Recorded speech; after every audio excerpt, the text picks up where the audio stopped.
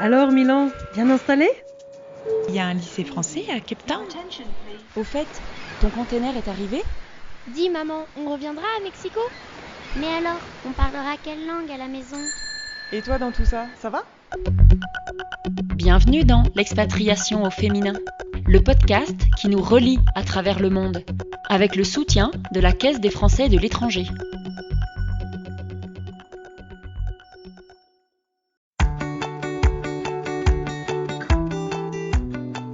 Dans cette nouvelle série spéciale été des podcasts de l'expatriation au féminin, 6 femmes expats nous embarquent avec elles.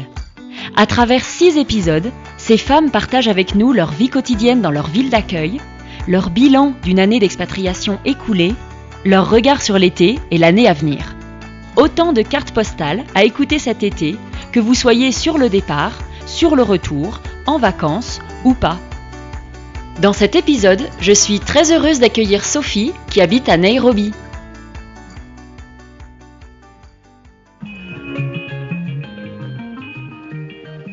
La cause majoritaire des bouchons ici à Nairobi, alors en grand 1, je mettrais la police.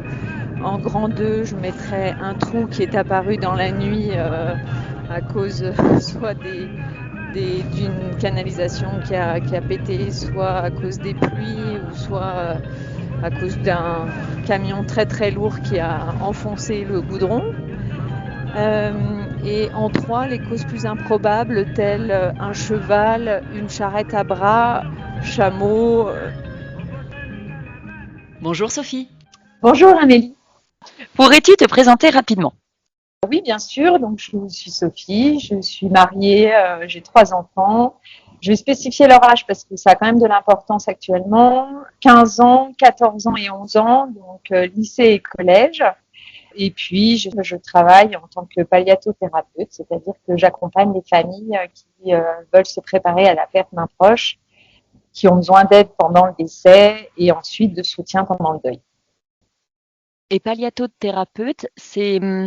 Qu'est-ce qui t'a poussé, parce qu'à la base, tu es infirmière, tu disais. Qu'est-ce qui t'a poussé à aller dans cette direction-là ? Si tu veux, c'est la suite logique. J'ai travaillé durant 22 ans en tant qu'infirmière en unité de soins palliatifs. J'ai eu envie d'élargir cet accompagnement en disant les proches en unité de soins palliatifs sont accompagnés, mais partout ailleurs, eh bien, ils sont seuls et ils font seuls. Et donc, on a une approche qui fait qu'on accompagne ces familles pour leur permettre de vivre mieux cette fin de vie. Et toi, ça t'impacte pas trop ? Enfin, je veux dire, quand tu rentres le soir à la maison, Alors non, parce qu'en fait, oui, bien sûr que les gens pleurent, mais ça permet aussi de beaucoup rire. En fait, c'est un condensé de vie que je vis. En fait, c'est tellement prendre soin du noyau familial que ça en devient très, très vivant. Et donc, non, c'est ce qui fait partie de mon équilibre de vie, si tu veux. Et tu as eu d'autres expatriations ? Alors voilà, on a passé 10 ans en Espagne, ensuite 4 ans à Chamonix, 3 ans à l'île Maurice, et nous voilà au Kenya. Voilà, petit extrait de la radio, parce qu'on est dans les bouchons de Nairobi. Et les bouchons de Nairobi, c'est impressionnant, c'est 2, 3, 4, 5 fils qui peuvent se créer et personne klaxonne. Pour moi, c'est un moment de rude épreuve, mais j'ai préféré choisir de ne pas conduire et de me déplacer en Uber parce que le seul accident de voiture que j'ai eu lorsque je cherchais une maison avec un agent immobilier, eh bien, c'était une moto contre la voiture de l'agent immobilier et ça a été très impressionnant puisque en moins d'1 minute, il y avait 70 personnes autour de nous. L'agent immobilier m'a demandé de retourner dans la voiture alors que de métier, je suis infirmière et que mon premier réflexe, évidemment, c'est d'être dans la rue pour aller voir comment était la personne qui venait de se faire renverser. Et donc, quand j'ai vu sa tête et le nombre de personnes autour de nous, je suis retournée dans la voiture, mais voilà. Donc, l'un dans l'autre, je me déplace avec Uber ou à pied ou avec les chap-chap Uber aussi, enfin les motos. Et c'est un petit moment de liberté, je vous en parlerai plus longuement plus tard. ile ya kuomba nafuu Voilà, on est sur le bord de la route. Et sur le bord de la route, il y a des pépinières à ciel ouvert qui permet de ne pas avoir de trottoir, mais surtout d'avoir des multitudes de plantes. Et là encore, ça va des hortensias aux géraniums, en passant par les frangipaniers. Donc toute la population de plantes est représentée. Vive les degrés d'altitude. Je suis un peu essoufflée parce que dès que ça monte, c'est des sacrées pentes. Donc voilà, désolée pour le bruit. C'est la vie trépidante des rues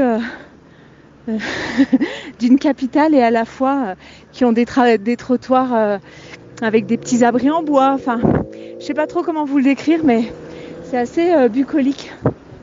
Voilà, et c'est aussi quand on marche, par exemple, moi je rentre du travail là, et c'est la fin de la journée, et en fait il y a des migrations de groupes de gens qui vont d'un quartier à un autre.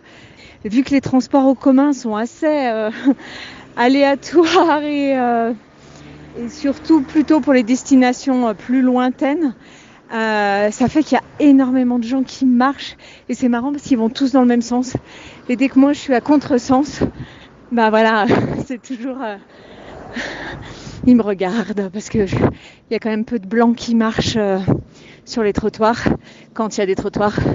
Et donc les femmes souvent me saluent, les hommes m'ignorent. Quel est ton ressenti de Nairobi en 2024 ? C'est agréable parce que le climat, il faut dire ce qu'il est. On a tout le temps entre 20 et 25, donc c'est très chouette. Il fait tout le temps beau. Ensuite, moi, je me sens en totale sécurité. Enfin, quand tu y vas, tout le monde te dit bon, attention, il faut pas que tu te déplaces, il faut pas que tu marches, il faut prendre un chauffeur. Ouh là là là là là là. Et moi, j'aime les gens, j'aime la vie, et en fait, ça s'est très bien passé comme ça. Je marche beaucoup, mais voilà. Donc, alors oui, ça fait un peu bizarre parce qu'à l'entrée, par exemple, des malls, des centres commerciaux, tu as un grillage de sécurité, donc il faut que tu passes, tu montes ta voiture, tu ouvres toutes les portes, ils regardent sous ton moteur, tu sais, un peu comme dans James Bond, là, avec un miroir, tout ça. Donc, voilà, ça fait un peu bizarre, mais en fait, tu t'y habitues et ça te donne pas un sentiment d'insécurité particulièrement. C'est comme ça, c'est dans le mode de vie. C'est parce que, tu sais, on a l'ONU et toutes ces grandes organisations non gouvernementales, donc il faut sécuriser. C'est assez simple, je pense, pour un pays africain, en fait, de s'adapter. Moi, je vis pas de racisme. Les gens, ils ont tous été gentils avec moi. Si je suis perdue, je demande mon chemin et les gens, ils me répondent. Enfin, tu sais, des choses. Et alors que au départ, je parlais pas très bien anglais. Et ils rigolent, ils tapent dans la main, ils disent ah ben non, mais t'as tout faux, t'as rien compris. Voilà. Moi, c'est ce que j'aime, tu vois, c'est aussi la simplicité et je sens les gens accessibles et moi, c'est ce qui me fait du bien pour me sentir bien dans un lieu, en fait. Okay, so who starts? Jambo, Jambo, Jambo bana, Adani Dani, Mzuri sana, wageni, wakaribishwa, Yesu wetu, hakuna matata. Et tu as beaucoup voyagé dans la région ? Là, depuis le Kenya, ce que je peux te dire, c'est qu'on est allé marcher au Rwanda. Et ça a été une découverte extraordinaire de 5 jours au bord du lac qui fait la frontière avec le Congo. C'était très très beau, des paysages magnifiques, mais aussi des rencontres, voilà, des parties de fou rire avec les gens. Voilà, pour essayer de voyager un petit peu local, le Rwanda depuis le Kenya, c'est vraiment une belle découverte. Oui, parce que le Kenya, en termes de situation géographique, c'est dingue. T'as la mer en plus au Kenya, si je me trompe pas. Donc vous y allez beaucoup ou non ? Alors, on n'y va pas beaucoup parce qu'en fait, j'aime bien y aller en train, mais ça fait que c'est quand même 6 heures de train. Donc, on n'y va pas souvent, mais on y est allé. Et pareil, c'est tellement dépaysant. Et en parlant de train, alors par contre, la petite découverte qu'on a faite, c'est le trajet en train de nuit Nairobi-Kisumu. Moi qui aime beaucoup, tu vois, Les Voyageurs Célestes de Jacques Kerouac, j'ai été dedans là. C'était pas le train de marchandises, mais pas loin. Tu vois, tu peux ouvrir les portes parce que c'est pas automatique. Et donc, on s'est pris une petite bière, les pieds dans le vide, assis sur le bord du wagon là, à regarder le coucher de soleil. C'était magique.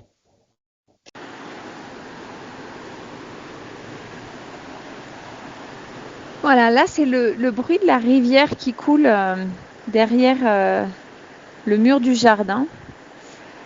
Une rivière qui est redevenue à son niveau à peu près actuel. On sort des inondations très dévastatrices ici à Nairobi. Et donc ça fait du bien de constater qu'elle redevient à un niveau acceptable, même si par contre le niveau des ordures n'est pas acceptable.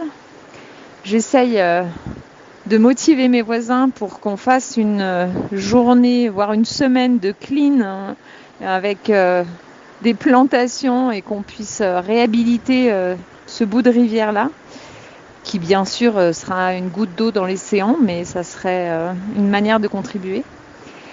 Mais pour l'instant, je n'y arrive pas et je pense qu'il n'y a pas que des oiseaux, mais aussi des rats dans cette partie de la rivière et je n'ose m'y aventurer toute seule. Mais voilà, peut-être que si je m'achetais des bottes de pêcheur qui montent jusqu'à la taille, voilà, ça me fait partie de mes 12 espoirs.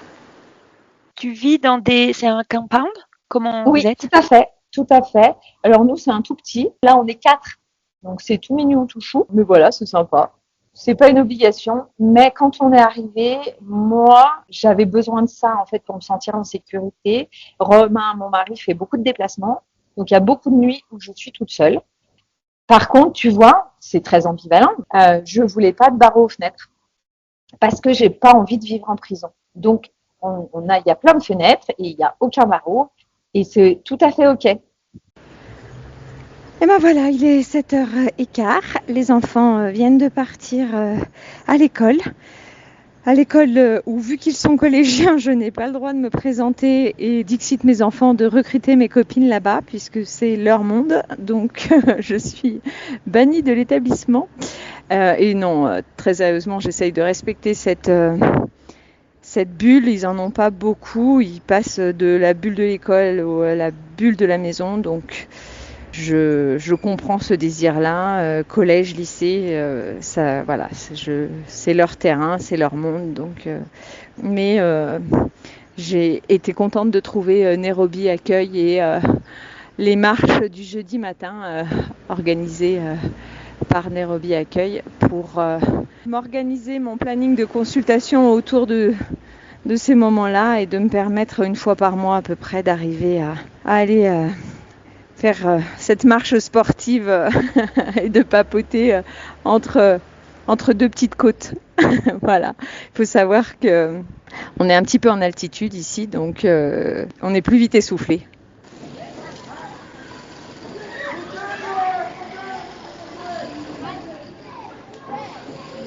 Là, on est samedi matin, on est à l'école française et en fait, il y a le rugby, il y a le volley.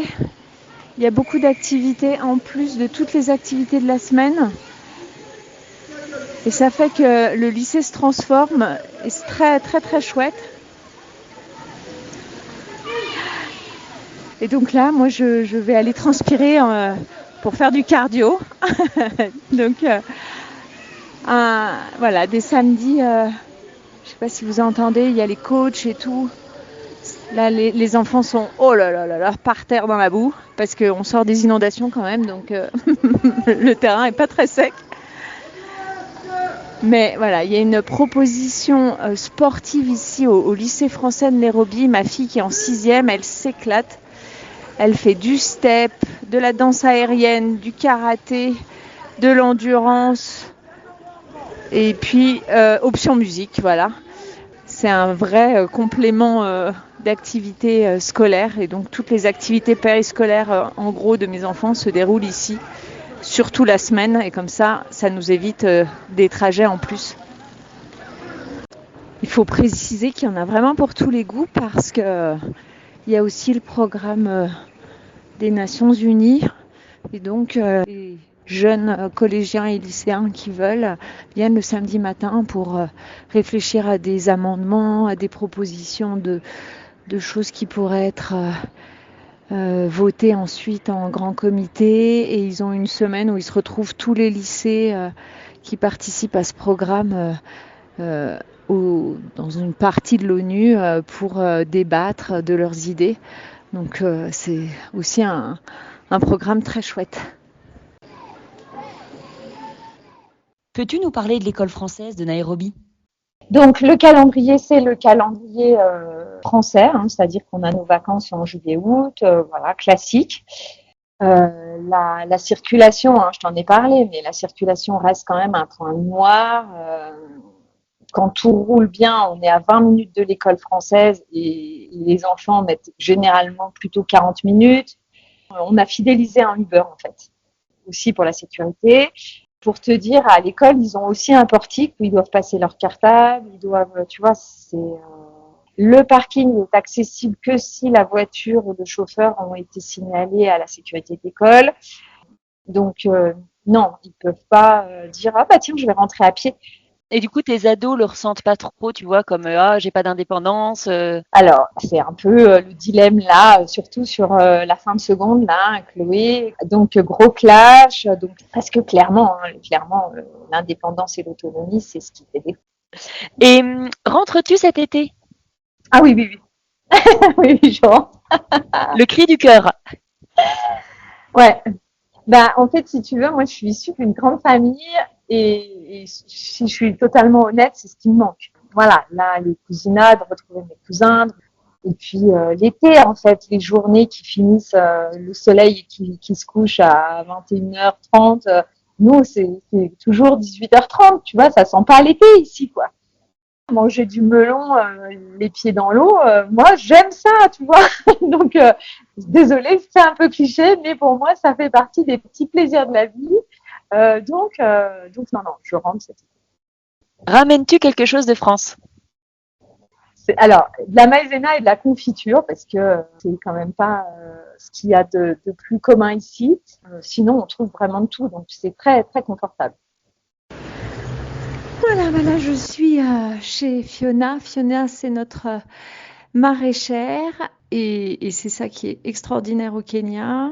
C'est que vu qu'on est à Nairobi à 2000 mètres d'altitude, eh bien, il y a beaucoup de fruits et légumes qui sont plantés à différents niveaux d'altitude et donc qui sont présents presque toute l'année. Et donc, je pensais qu'à l'île Maurice, on avait eu les meilleurs ananas et les meilleurs avocats. Alors, niveau litchi, c'est incomparable, mais ananas et avocats au Kenya, ils sont quand même pas mal non plus. Et la petite particularité de Fiona, là aussi, c'est assez typique, c'est que en fonction, il y a beaucoup de pannes d'électricité et que il n'est pas rare qu'elle fasse ses comptes de poids à la bougie et avec la balance de ma grand-mère. Et quelque part, ce petit côté en dehors de la technologie me plaît bien aussi. Et voilà. Donc Fiona, un grand moment dans la vie de quartier de Lavington à Nairobi. Comment abordes-tu la rentrée ? Alors, la rentrée, la deuxième année dans un même pays, c'est hyper confort. Tu sais ce à quoi il faut faire attention, tu sais comment ça fonctionne, tu as compris l'établissement, voilà. Et ça fait que deuxième année, c'est easy. Voilà. Donc non, très, très sereinement là, pas de souci. Et peux-tu nous dire quel a été ton moment le plus fort en expatriation ? Écoute, je prends quand même 3 secondes pour réfléchir. Quand Romain a eu la proposition pour aller au Kenya, nous, on a un petit rituel, c'est-à-dire qu'on allume une bougie, on se retrouve tous les 5, et quand on allume la bougie, les enfants savent que c'est une conversation importante. Et donc, Romain allume la bougie, et là, ma fille aînée me dit « On va avoir un petit frère !» Et là, je dis « Non, je vous aime les enfants, mais 3 c'est bien là !» Tu vois, ça c'était quand même assez émouvant de se dire, en fait, ils sont encore dans la construction de notre noyau familial, alors que notre noyau, il est là et qu'il bouge déjà suffisamment de l'extérieur pour pas avoir à le faire bouger de l'intérieur. Donc, c'est marrant qu'ils soient encore ouverts à cette possibilité. Je trouve ça très beau. Et quel serait ton mot de la fin? Comment veux-tu terminer ce podcast? Alors moi, j'aime les fins parce que je les trouve belles. Tu vois, moi, j'accompagne les fins. Donc, peut-être m'adresser aux auditeurs en leur disant, c'est une fin, mais c'est un cycle et c'est le cycle de la vie. Et donc, accueillons les vagues, accueillons tout ce que la vie nous amène comme étape et trouvons le beau et le vivant là où il est. Un grand merci Sophie, j'étais vraiment ravie d'échanger avec toi. Merci beaucoup de cette facilité d'échange. Voilà, c'était très serein.